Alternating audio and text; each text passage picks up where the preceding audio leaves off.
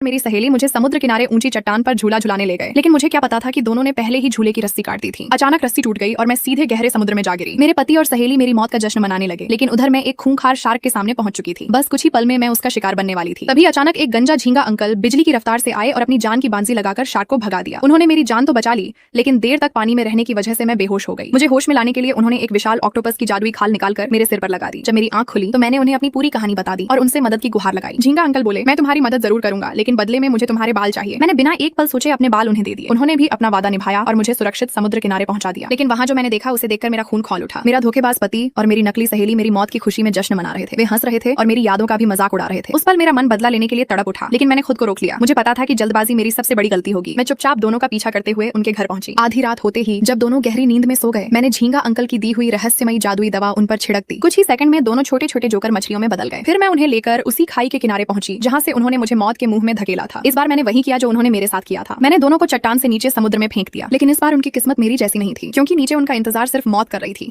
अगर ये penguin subscribe कर सकता है तो आप भी कर सकते हैं। आ जाओ क्रैम्पस, बढ़िया। हाँ यहीं पर। ओह माय गॉड, उसने कर दिया। इसकी तरह सब्सक्राइब करके हमें 50 करोड़ सब्सक्राइबर्स तक पहुंचाइए।